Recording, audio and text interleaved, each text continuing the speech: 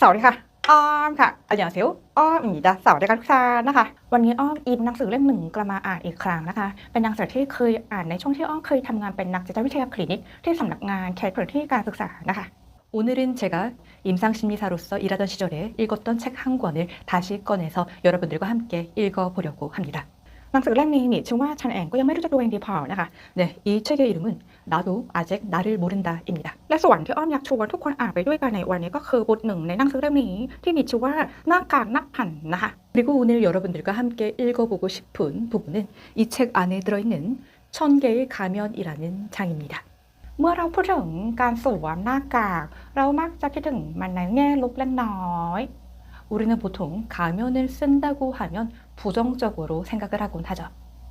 เรามักจะเข้าใจว่ามันคือการซ่อนอยู่ตัวตนเองที่แท้จริงการปกปิดตัวเองเพื่อปรับให้เข้ากับคนอื่นหรือเป็นผลจากความนับถือตนเองที่ต่ำจนต้องคอยสร้างใบหน้าอีกแบบหนึ่งขึ้นมาใหม่อยู่เสมอนะคะ 우리는 주로 가면을 쓴다고 하면 진짜 모습을 숨기기 위해서 가면을 쓴다. 혹은 다른 사람에게 나를 맞추기 위해서 진짜 내 모습을 숨긴다. 혹은 낮은 자존감 때문에 스스로 다른 얼굴을 자꾸 만들어낸다고 이해하기 쉽습니다. แต่เมื่ออ้อมกลับมาอ่านบทหน้ากากนักพันในหนังสือเล่มนี้ในวันนี้แล้วอ้อมอยากลองตั้งคำถามอีกแบบหนึ่งนะคะ 그런데 오늘 저는 이 1000개의 가면이라는 장을 다시 읽으면서 여러분들께 다른 질문을 던져보고 싶었습니다.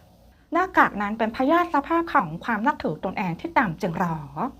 가면은 정말 낮은 자존감의 병리일까요? หรือว่ามันคือทักษะของชีวิตที่เราสร้างขึ้นมาเพื่อที่จะอยู่รอดในสังคมกันแน่ 아니면 우리가 사회 속에서 살아가기 위해 만들어낸 삶의 기술일까요? วันนี้เราจะค่อยๆอ่านบทหน้ากากนักพันจากหนังสือเล่มนี้ไปด้วยกันโดยมีคำถามนี้เป็นแกนกลางนะคะ 오늘 우리 이 질문을 중심으로 나도 아직 나를 모른다 중에서 1000개의 가면의 편을 차분차분히 함께 읽어보도록 하겠습니다. ในบทนี้ผู้เขียนเริ่มต้นด้วยการอธิบายว่าความนับถือตนเองที่ต่ำอาจจะมีจุดเริ่มต้นมาจากความสัมพันธ์กับผู้เลี้ยงดูหลักรวมถึงสภาพแวดล้อมทางอารมณ์วัยเด็กนะคะ 이 장에서는 낮은 자존감의 출발점을 주 양육자와의 관계 그리고 어린 시절의 정서적 환경과 연결해서 설명합니다. เมื่อเด็กไม่ได้รับการดูแลอบอุ่นอย่างเพียงพอ 아이가 충분히 따뜻하게 돌봄을 받지 못했을 때 หรือผู้เลี้ยงดูหลักเองก็ถูกกดทับด้วยภาระของชีวิตจนไม่สามารถดูแลเด็กได้อย่างเหมาะสม 혹은 주 양육자가 자기 삶의 무게에 눌려 아이를 제대로 살피지 못했을 때 เด็กคนนั้นอาจผสมความรู้สึกบางอย่างไว้ภายในตัวเอง 아이는 자기 안에 어떤 감정을 쌓게 됩니다. ตัวอย่างเช่นเป็นเพราะฉันผิดหรือเปล่า 이를테면 내가 잘못했나? เป็นเพราะฉันไม่ดีพอใช่ไหมจึงไม่ได้รับความรัก 내가 부족해서 사랑받지 못하는 것인가? ความคิดและอารมณ์แบบทำลายตัวเองเช่นนี้อาจจะค่อยๆก่อตัวขึ้นได้ 이러한 자기 파괴적인 생각과 감정이 생길 수 있다는 것이죠. ส่วนนี้เป็นคำอธิบายที่ค่อนข้างคุ้นเคยในทางจิตวิทยาเช่นกันนะคะ 이 부분은 심리학적으로도 아주 익숙한 설명입니다. แต่อ้อมคิดว่าตรงนี้นะคะเราจำเป็นต้องดูท่าทีที่สำคัญอย่างหนึ่งไปพร้อมกันนะคะ 하지만 저는 여기서 한 가지 중요한 태도를 같이 봐야 한다고 생각합니다. เรื่องนี้ไม่ใช่การชวนให้เราไปกล่าวโทษพ่อแม่อย่างง่ายๆและไม่ใช่การบอกว่าเราพอเข้าใจอดีตแล้วเราจะปล่อยผ่านทุกอย่างไปนะคะ 이건 단순히 부모를 비난하자는 이야기도 아니고 그렇다고 과거를 이해했으니 그냥 넘어가자는 이야기도 아닙니다. ตรงกันข้ามอ้อมคิดว่าสิ่งสำคัญก็คือการมองด้วยระยะห่างนะคะ 오히려 중요한 건 거리를 두고 바라보는 것이라고 생각합니다. ก็คือเราต้องมองสถานการณ์ในตอนนั้นตามที่มันเป็นแต่ในขณะเดียวกันเราต้องแยกให้ออกว่าสิ่งที่เกิดขึ้นนั้นไม่ได้เป็นเพราะความผิดหรือความบกพร่องของเราเพียงอย่างเดียวนะคะ 그때의 상황은 상황으로 보되 그 일이 나의 잘못이나 결함 때문에 일어난 것이 아니라는 사실을 분리해서 볼 수 있어야 한다는 것입니다. ระหว่างที่อ่านบทนี้ส่วนที่อ้อมชอบมากเป็นพิเศษก็คือคำถามนี้นะคะก็คือว่า 이 장을 읽으면서 특히 제가 좋았던 질문은 이 부분이었습니다. ผู้เลี้ยงดูหลักอาจล้มเหลวในการช่วยให้ความนับถือตนเองของเราเติบโตขึ้นอย่างมีสุขภาวะก็ได้ 주 양육자가 우리의 자존감을 건강한 수준으로 높이는 데에 실패했을 수도 있습니다. นั่นเป็นเรื่องน่าเสียดายมากและอาจเป็นเหตุการณ์อดีตที่เกิดขึ้นอย่างโชคร้าย 그것은 아쉬운 일이고 운 나쁘게 벌어진 과거의 사건일 수도 있습니다. แต่บทนี้ไม่ได้หยุดอยู่ได้แค่นั้นค่ะ 하지만 이 장은 거기서 멈추지 않습니다. ตรงกันข้ามมันกลับมาตั้งคำถามต่อไปว่า ความล้มเหลวพวกเขาจำเป็นต้องกลายมาเป็นความล้มเหลวของเราด้วยหรอ 오히려 이렇게 돼 묻습니다. 주 양육자의 실패가 꼭 우리의 실패로 반드시 이어져야 할까요? อ้อมรู้สึกว่าคำถามนี้สำคัญมากจริง 저는 이 질문이 굉장히 중요하다고 느꼈습니다. ๆ เพราะแม้ว่าความนับถือตนเองที่จำอาจเป็นร่องรอยที่หลงเหลือมาจากสิ่งแวดล้อม และความสัมพันธ์ในอดีตก็ได้ 왜냐하면 낮은 자존감은 과거의 환경과 주 양육자와의 관계가 남긴 흔적일 수도 있지만 แต่ร่องรอยนั้นไม่ได้จำเป็นต้องแข็งตัวกลายเป็นโชคชะตาที่กำหนดตัวตนของเราทั้งหมดในปัจจุบันตลอดกาลนะคะ 그 흔적이 지금의 나 전체를 영원히 결정하는 운명처럼 굳어질 필요는 없기 때문입니다. กล่าวคืออดีตอาจเป็นสิ่งที่สร้างบางส่วนของปัจจุบันก็ได้ แต่ไม่จำเป็นต้องกลายเป็นทั้งหมดของปัจจุบันเสมอไปนะคะ 즉 과거는 현재의 일부를 만들 수는 있어도 현재의 전부가 되어야 하는 것은 아닙니다. แต่บ่อยครั้งเราเผลอเปลี่ยนบาดแผลในอดีตให้กลายเป็นคำนิยามของตัวเราในปัจจุบันนะคะ 그런데 우리는 자꾸 과거의 상처를 현재 자기 정의로 바꿔버리죠. เช่นพูดว่าฉันเป็นคนแบบนี้มาตั้งแต่แรก나 원래 이런 사람이야 หรือฉันเป็นคนที่ความนับถือตนเองต่ำอยู่แล้วค่ะประมาณนี้นะคะ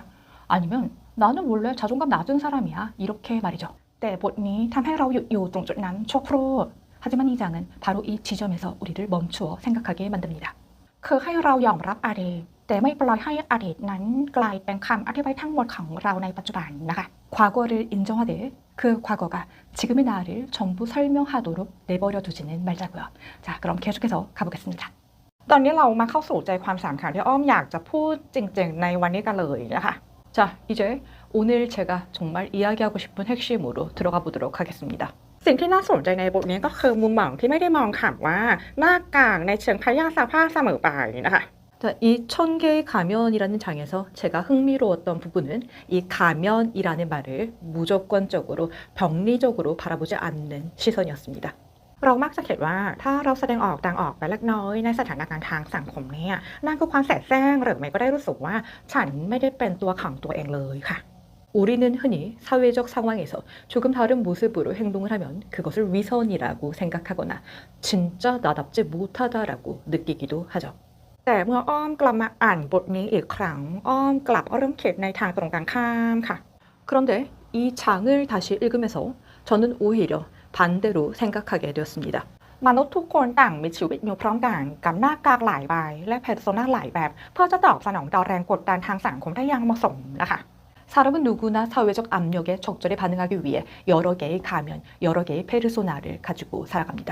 แต่อ้อมเขียนว่าข้อขัดแย้งนี่เองไม่ได้จำเป็นต้องเป็นหลักฐานของความนับถือตนเองที่ตามเสมอไปนะคะ 그리고 저는 이 사실 자체가 반드시 낮은 자존감의 증거라고 생각하지 않습니다.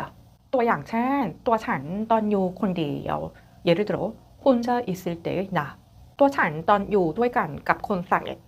친한 사람과 함께 있을 때의 나, ตัวฉันตอนทำงานในสังคม 사회생활을 할 때의 나, และตัวฉันในพื้นที่สาธารณะควรจะมีความแตกต่างกันอยู่บ้างจึงจะยิ่งเป็นธรรมชาติค่ะ 그리고 공적인 자리에서의 나는 어느 정도 달라야 오히려 자연스럽습니다. สิ่งนั้นอาจจะไม่ใช่พยาสาภาพเสมอไปอย่างเดียว แต่อาจกลับเป็นถังหน้าที่อย่างหนึ่งและกลไกป้องกันตัวที่จำเป็นต่อการปกป้องตัวเองและการปรับตัวให้อยู่ในสังคมได้อย่างเหมาะสมนะคะ 그것은 오히려 병리가 아니라 사회 속에서 나를 지키고 적응하기 위해 필요한 하나의 기능이자 방어 기제일 수 있습니다. กล่าวคือปัญหาไม่ได้อยู่ที่เรามีหน้ากากหรือไม่มีหน้ากาก 즉 가면이 있느냐 없느냐가 문제가 아니라 แต่อยู่ที่ว่าหน้ากากนั้นกำลังปกป้องเราอยู่ 그 가면이 지금 나를 지키고 있는가 หรือกำลังกลืนกลิ่นเราไปหมดแล้ว 아니면 나를 완전히 삼켜버리고 있는가 ความแตกต่างตรงนี้ต่างหากที่สำคัญกว่าค่ะ 이 차이가 더 중요하다고 생각합니다. ด้วยเหตุนี้เมื่ออ้อมอ่านบทนี้อ้อมจะนำประโยคนี้มาตีความแบบใหม่ในแบบของตัวเองว่า 그래서 제가 이 장을 읽으면서 이 문장을 제 방식대로 다시 해석해보게 되었습니다. หน้ากากนักพานอาจจะไม่ใช่เป็นพยาสภาพของความนับถือตนเองที่ต่ำแต่อาจจะเป็นทักษะของชีวิตที่ช่วยให้เราใช้ชีวิตอย่างมีปัญญามากขึ้น 1000개의 가면은 낮은 자존감의 병리가 아니라 오히려 삶을 지혜롭게 살아가기 위한 기술일 수 있다고 말이죠. ประโยคนี้ไม่ได้หมายความว่าเราควรใช้ชีวิตแบบไม่จริงใจหรือควรแสแสร้ง 이 말은 거짓되게 살자는 뜻도 아니고 가식적으로 살아가자는 뜻도 아닙니다. ตรงกันข้ามมันใกล้เคียงกับการบอกว่า เพื่อไม่ให้เราแตกสลายเราจำเป็นต้องมีความสามารถในการปรับตัวปกป้องตัวเองและแสดงตัวเองให้เหมาะสมกันกับแต่ละสถานการณ์นะคะ 오히려 내가 무너지지 않게 상황에 맞게 나를 조절하고 나를 보호하고 나를 표현할 수 있는 능력이 필요하다는 뜻에 더 가깝습니다. ตัวอย่างเช่นในสถานการณ์ที่เราไม่สบายใจ เราไม่อาจพูดได้เสมอว่าการเทอารมณ์ที่ดิบทั้งหมดของตัวเราเองออกมาเนี่ยก็คือท่าทีที่จริงใจที่สุดนะคะ 예를 들어 봅시다. 불편한 자리에서 나의 날 것의 감정을 그대로 쏟아내는 것이 진실한 태도라고 바라보고 해석할 수는 없겠죠. บางครั้งคำพูดที่ถูกควบคุมมากขึ้นเล็กน้อย 때로는 조금 더 조절된 말, ใบหน้าทางสังคมที่เหมาะสมมากขึ้น 조금 더 사회적인 얼굴, หรือท่าทีที่ได้รับการขัดกล่าวมากขึ้นอาจจำเป็นต่อการปกป้องตัวเราและปกป้องความสัมพันธ์ค่ะ 조금 더 다듬어진 태도가 나를 지키고 관계를 지키는 데 필요합니다. และนั่นอาจจะไม่ใช่ความขี้คลาด แต่อาจจะเป็นความเป็นผู้ใหญ่มากกว่านะคะ 그것은 비겁함이 아니라 성숙함일 수도 있습니다. สำหรับอ้อมตรงนี้กลับเป็นสิ่งที่ปลอบโยนมากค่ะ 저는 오히려 이 부분이 위로가 되더라고요. เพราะเรามักจะชอบสงสัยตัวเองว่าทำไมฉันถึงมีหลายแบบตามสถานการณ์นะคะ 왜냐하면 우리는 자꾸 나는 왜 상황에 따라 다른 모습을 보일까? ทำไมฉันถึงไม่สามารถมีใบหน้าเดียวตลอดเวลาได้ 왜 나는 완전히 한 가지 얼굴로만 살지 못할까? เราสงสัยตัวเองในทำนองนี้ได้ง่ายมาก 우리는 이런 식으로 우리 자신을 의심하기 쉬운데 แต่ความเจ็บเหล่านั้นเนี่ยมนุษย์ไม่ได้เป็นสิ่งที่มีชีวิตแบบชั้นเดียว หากเป็นสิ่งที่มีชีวิตมีหลายชั้นและซับซ้อนโดยธรรมชาติ 사실 인간은 원래 단일한 존재가 아니고 다층적이고 복합적인 존재이기 때문입니다. เพราะฉะนั้นอ้อมจึงคิดว่าสิ่งสำคัญในการฟื้นฟูความน่าถือตนเองไม่ใช่การถอดหน้ากากทุกใบออกอย่างสิ้นเชิง 그래서 저는 자존감 회복에서 중요한 것은 무조건 모든 가면을 벗어 던지는 것이 아니라고 생각합니다. สิ่งที่สำคัญกว่าก็คือการเข้าใจว่าในสถานการณ์แบบไหนเราสวมหน้ากากแบบใดและเพราะเหตุใดหน้ากากนั้นจึงคือจำเป็นสำหรับเรานะคะ 오히려 중요한 건 내가 어떤 상황에서 어떤 가면을 쓰는지 그리고 왜 그 가면이 필요했는지를 이해하는 일입니다. หน้ากากบางใบอาจเคยปกป้องเรา 어떤 가면은 나를 지켜주었을 수도 있어요. บางใบอาจเป็นกลไกป้องกันตัวเราที่เกิดขึ้นจากบาดแผลในอดีต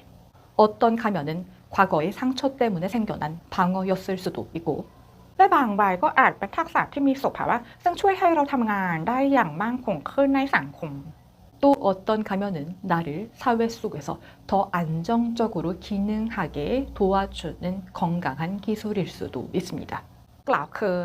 การสวมหน้ากากนี้ไม่ได้แปลว่าเรากำลังใช้ชีวิตอย่างแสแสร้งหรือไม่จริงใจเสมอไปนะคะ 그러니까 가면을 쓴다는 것은 반드시 거짓되게 산다는 뜻이 아닙니다. แต่ก็คือการแยกให้ออกว่าหน้ากากนี้กำลังปกป้องฉันอยู่ในปัจจุบัน หรือกำลังขังฉันไว้กันแน่ 지금 이 가면이 나를 지켜주고 있는가 아니면 오히려 나를 가두고 있는가 바로 이것을 구분해낼 수 있는 능력이라고 생각합니다. สิ่งที่อ้อมรู้สึกชัดเจนที่สุดหลังจากที่กลับมาอ่านบทหน้ากากนักผ่านในหนังสือเล่มนี้ ฉันเองก็ยังไม่รู้จักดีพอ อีกครั้งในวันนี้ก็คือสิ่งนี้ค่ะ 오늘 제가 나도 아직 나를 모른다 중에서 1000개의 가면의 장을 읽으면서 느낀 것은 바로 이것이었습니다. ความน่าถือตนเองที่จำอาจเป็นร่องรอยที่เกิดจากสิ่งแวดล้อมและความสัมพันธ์ในอดีตได้จริงค่ะ 낮은 자존감은 분명 과거의 환경과 주 양육자와의 관계가 남긴 흔적일 수도 있습니다. แต่มันไม่ใช่โชคชะตาที่กำหนดตัวตนทั้งหมดของเราในปัจจุบันนะคะ 하지만 그것이 지금의 나 전체를 결정하는 운명적인 일은 아닙니다. และหน้ากากมากมายที่เราใช้ในชีวิตทางสังคมนี้ไม่จำเป็นต้องถูกมองในเชิงพยาธิภาพเสมอไปนะคะ 그리고 우리가 사회 속에서 살아가며 사용하는 수많은 가면들 역시 무조건 병리적으로 바라볼 필요는 없습니다. ตรงกันข้ามอาจเป็นทักษะการปรับตัวที่สร้างขึ้นมาเพื่อใช้ชีวิต 오히려 그것은 삶을 살아가기 위해서, เพื่อประคองความสัมพันธ์ 관계를 버텨가기 위해서, และเพื่อปกป้องตัวเองก็ได้ 스스로를 지키기 위해 우리가 스스로 만들어낸 적응의 기술일 수도 있습니다. ดังนั้นอ้อมอยากสรุปบทนี้ไว้แบบนี้นะคะ 그래서 저는 이 장을 이렇게 정리하고 싶습니다. หน้ากากนักพันอาจไม่ใช่พยาธิภาพของความน่าถือตนเองที่ต่ำแต่อาจเป็นทักษะของชีวิตที่ช่วยให้เราอยู่ได้อย่างมีปัญญามากขึ้นค่ะ 천개의 가면은 낮은 자존감의 병리가 아니라 우리가 삶을 지혜롭게 살아갈 수 있도록 도와주는 기술일 수도 있다라고 말이죠. วันนี้อ้อมได้ลองกลับมาอ่านบทนี้ในหนังสือเล่มนี้นะคะซึ่งเคยอ่านในช่วงที่อ้อมเคยทำงานนักจิตวิทยาคลินิกนะคะและชวนผู้คนมาคิดหมายว่าในเรื่องความน่าถือตนเองที่ต่ำและเพอร์โซนาได้อย่างไรอีกบ้างค่ะ 오늘은 제가 임상심리사 시절에 읽었던 나도 아직 나를 모른다 책 속에서 천개의 가면편이라는 책을 읽으면서 나의 가면 그리고 낮은 자존감 그리고 페르소나에 대해서 어떻게 다시 재해석해서 읽을 수 있는가에 대해서 살펴보았습니다. อ้อมหวังว่าวิดีโอนี้เป็นจุดเริ่มต้นเล็กๆน้อยๆให้ใครบางคนได้ลองมองตัวเองยังไม่ตัดสินได้ง่ายมากเกินไปและเข้าใจตัวเองด้วยความอ่อนโยนมากขึ้นค่ะ 저는 이번 영상이 누군가에게 자기 자신을 조금 덜 단순하게 판단하고 그리고 조금 더 따뜻하게 이해해주는 출발점이 되어 주었으면 좋겠습니다. ขอบคุณที่อยู่ด้วยกันในวันนี้นั่นนะคะ 자, 오늘도 함께 해주셔서 감사합니다. ขอบคุณค่ะสวัสดีค่ะ